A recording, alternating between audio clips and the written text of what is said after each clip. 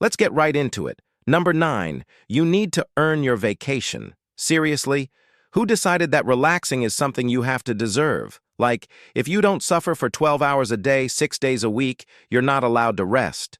Since when did peace of mind become a reward for self-destruction? Think about it. You work yourself into burnout, your sleep vanishes, your back hurts, your relationship is crumbling, and only then do you earn 5 days in a beach hut with spotty Wi-Fi. But if you took that same vacation first, you'd be called lazy, irresponsible, a failure. Here's the lie. Rest is not the reward for work. It's the requirement for sustainable work. Yet we treat it like a luxury, like a guilty pleasure, like you're stealing from your future if you're not grinding. Japan has a word for it, karoshi, death by overwork. People literally drop dead at their desks. And what's the response? Wow, he was so dedicated. No, he was exploited. And we glorify it. Meanwhile, countries like Spain and Italy built siestas into their culture. They close shops, families eat together, people nap, and somehow their economies still exist? Their people still pay rent? Shocking. But in America, if you take a 2-hour lunch, you're not hungry enough for success. If you leave at 5 p.m., you're not ambitious. If you don't answer emails at midnight, you're not committed. But here's the question. Who benefits when you never stop working? Is it you, or is it the person signing your paycheck? The one who owns multiple homes while you're stressing over rent? We've been conditioned to believe that busyness equals worth. But what if you're just busy being used? What if your exhaustion is someone else's profit? And yet, we keep pretending this is normal. We brag about how little we sleep.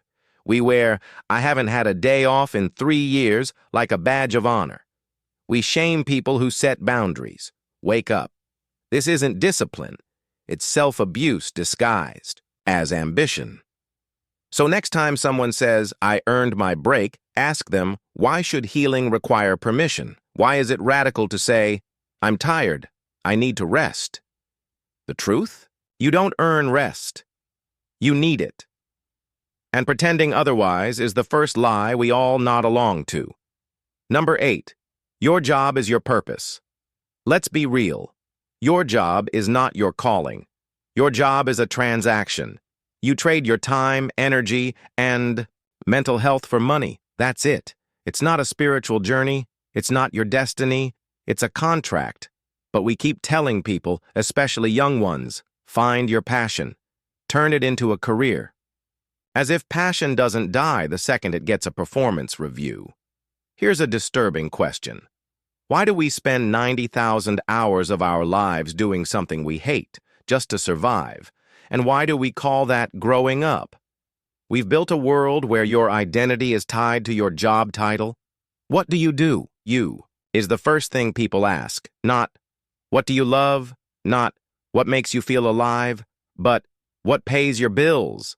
So if you're unemployed, you're nothing. If you're underemployed, you're behind. If you quit to travel, paint, or raise kids, you're throwing your life away. But let's flip the script. What if your job is just a means to an end? What if your real purpose is in how you treat people, in the art you make, in the love you give, in the moments you're fully present, not clocked in? Steve Jobs said, "Your work is going to fill a large part of your life." But he didn't say it has to define your life. Yet we've twisted that into, if you're not obsessed with your job, you're not trying hard enough. Meanwhile, nurses work 12-hour shifts saving lives and get paid less than influencers who post thirst traps. Teachers shape futures and can't afford to buy homes. Farmers feed the world and sleep in trucks. But the guy who flips houses on reality TV, he's living his purpose. Where's the logic? Where's the fairness?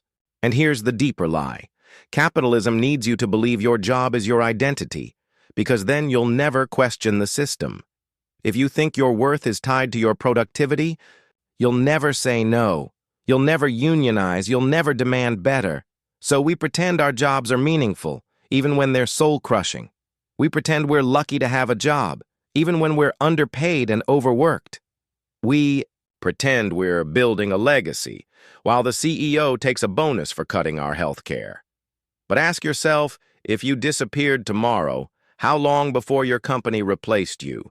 A week, a day, an hour, and yet you're told your job is your purpose? That's not inspiration. That's emotional manipulation. Your purpose is bigger than a paycheck. Stop letting a system that would replace you in a heartbeat convince you that it's your reason for existing. Number 7, money ruins relationships. Oh, please. Let's stop pretending poverty is romantic. We love this fairy tale. Love is all you need. Rich people can't be happy. Money corrupts. But here's the truth. It's not money that ruins relationships. It's stress from not having enough of it. Who fights more? The couple arguing over whether they can afford groceries, or the couple deciding which vacation home to visit? Studies show financial stress is the #1 cause of divorce. Not infidelity, not communication issues, money problems. Yet we still say, money can't buy happiness. Sure. But can it buy therapy? Can it buy a reliable car so you're not late to work? Can it buy a safe neighborhood where your kids don't hear gunshots at night? Of course it can. So why do we pretend that being broke is noble? Why do we villainize people who want financial security? Why do we say, I don't care about money, while secretly resenting your friend who can afford to travel? Here's a hard question. If you had $10 million tomorrow, would you still be with the same person? If the answer is no, was it really love or was it survival? Money doesn't ruin love. It reveals it. It shows who stays when you're not struggling, who leaves when you're no longer needy, who loves you for you, not for the role you play in their survival story. And let's talk about the hypocrisy. We say money ruins relationships, but we also say, prove you love me by buying me things. We can't get married until you can afford a ring. We can't have kids until you get a better job. So which is it? Is money evil, or is it the price of love? We pretend it's the former, but act like it's the latter. And here's the twist. Poor couples are told to work harder to stay together. Rich couples are told to spend less time working to save their marriage. Same problem, opposite. Advice. Because the real issue isn't money, it's inequality. So stop pretending money is the villain. The villain is a society that makes love harder when you're poor and calls it pure when it survives. Number 6, everyone has equal opportunities. Let's destroy this myth right now. Equal opportunity? Really? You think a kid born in a war zone has the same shot as a kid born in a Silicon Valley mansion? You think a black teenager in Chicago has the same access as a white kid in Connecticut? You think a girl in a country that burns books for women has the same chance as a boy in Oxford? And yet, we keep saying anyone can make it if they work hard, as if systemic barriers are just minor speed bumps. Here's a question.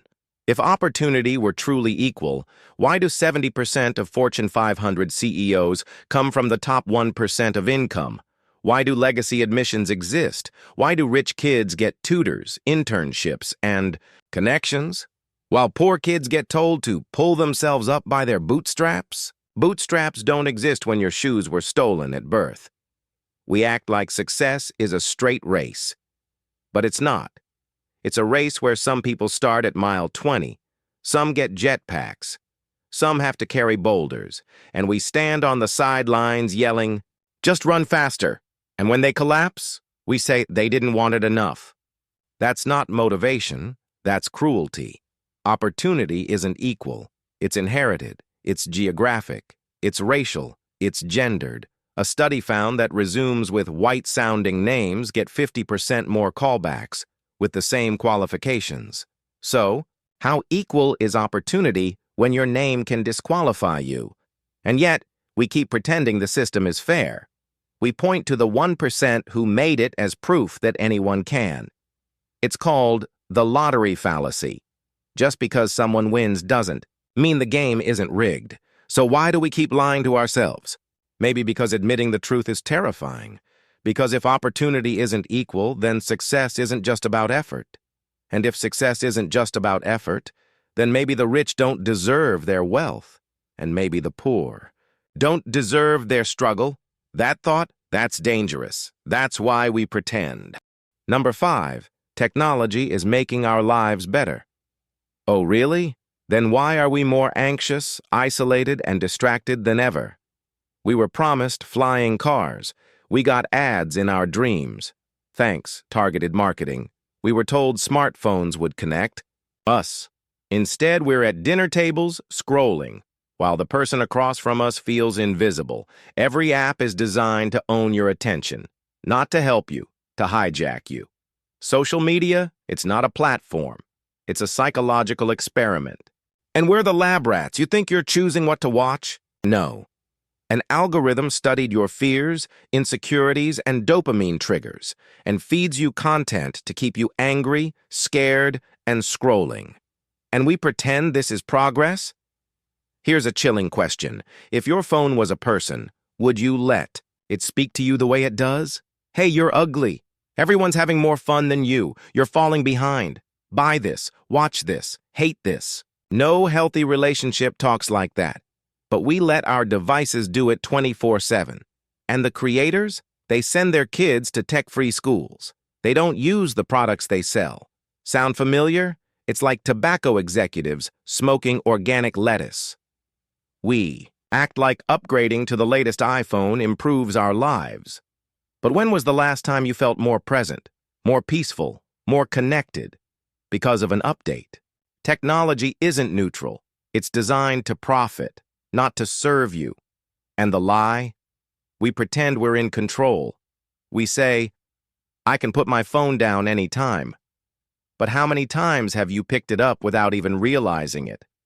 How many hours have vanished in the void of endless scroll? We've outsourced our attention, our memory, even our navigation, to machines that don't care about us. So ask yourself, who's using whom? Are you using technology, or is it using you to generate data, add revenue, and shareholder value? We buy, pretend tech is progress, but real progress would be freedom from it. Number 4, you'll find yourself one day. Oh, the magical land of finding yourself. Like it's a lost wallet, like you misplaced your soul on a road trip in 2014. We say this to people who are lost, grieving, or changing. Don't worry. One day you'll find yourself, but what if you're not lost? What if you're just evolving? Identity isn't a treasure chest buried in the sand. It's a river. It moves. It changes. It floods. But we pretend there's a real you, static, perfect, waiting to be discovered, and until you find it, you're in a phase. You're confused. You're searching. But here's the truth. You are not a puzzle to be solved. You're a story being written. Every single day. And what if the pressure to find yourself is actually preventing you from becoming who you could be? We shame people for changing careers, beliefs, or lifestyles. You used to be so passionate about art. Why did you stop being vegan? You're not the person I married, but people change. Growth isn't betrayal. So why do we act like identity is a final destination? Why do we say, be true to yourself, as if you're not allowed to grow? The deeper lie? We use finding yourself to avoid responsibility. I can't commit. I haven't found myself yet. I can't pursue my dream. I don't know who I am. But you don't find yourself by waiting. You create yourself by doing, by trying, by failing, by choosing. So maybe the real journey isn't about finding yourself. It's about inventing yourself. Over and over. And that's not a lie. That's freedom. Number 3, everything will work out in the end. Comforting, right? Don't worry. It'll all work out. But what if it doesn't? What if the marriage ends? What if the job doesn't come through? What if the illness wins? We say this to avoid facing pain. We say it to people in crisis, like a spiritual placebo. But sometimes things don't work out, And that's okay. The lie isn't hope. The lie is certainty. We pretend the universe has a plan. But what if it doesn't? What if sometimes you do everything right and still lose? Here's a radical thought. Maybe the point isn't for everything to work out. Maybe the point is to keep going anyway. You don't need false promises to be brave. You don't need "it'll be fine" to endure. Sometimes, the most powerful thing you can say is, "This hurts. I'm scared, but I'm still here." That's not optimism. That's courage. So stop pretending the world is fair. Stop telling people their pain has a purpose. Sometimes it's just pain, and that's enough. Number 2. You should always follow your heart. Ah, yes, the ultimate romantic lie. Just follow your heart. Your heart? The same organ that once convinced you to text your ex at 2 a.m.?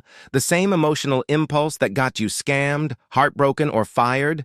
Your heart is not a GPS. It's a toddler with access to a credit card. Emotions are important, but they're not infallible. They're reactions, not wisdom. We glorify impulsive decisions. I quit my job because my heart told me to. I married him because it felt right. I invested everything because I had a gut feeling. And when it fails, we say, "At least I followed my heart." As if regret is noble when it's dressed in emotion. But what about strategy? What about data? What about long-term consequences? The truth. Balance your heart with your mind. Don't let one drown the other. Love shouldn't ignore red flags. Passion shouldn't ignore rent. Intuition shouldn't ignore facts. So stop pretending your heart is always right. Sometimes it's just loud. And number 1, this is the best time to be alive. We hear it all the time. Be grateful. You have food, water, the internet. People in the past would kill to live like this. But here's the thing. We don't compare ourselves to people in the 1800s. We compare ourselves to the guy on Instagram with 6 cars and a private island. Yes, we have technology, but we also have climate collapse, political chaos, and a loneliness epidemic. Teen suicide rates are skyrocketing. People are more disconnected than ever. We have thousands of friends online, and no one to call when we're dying. Is that progress?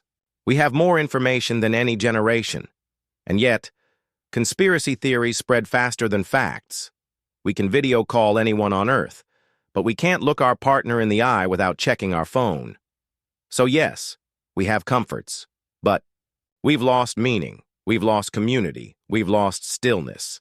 And we pretend this is the best time ever. Because admitting we're unhappy in a world of abundance is terrifying. So we lie, we smile, we post, we pretend. But deep down, we're asking, why do I feel so empty when I have everything? Maybe the best time to be alive isn't about convenience. Maybe it's about connection, purpose, peace. And if we're honest, we're not winning at those.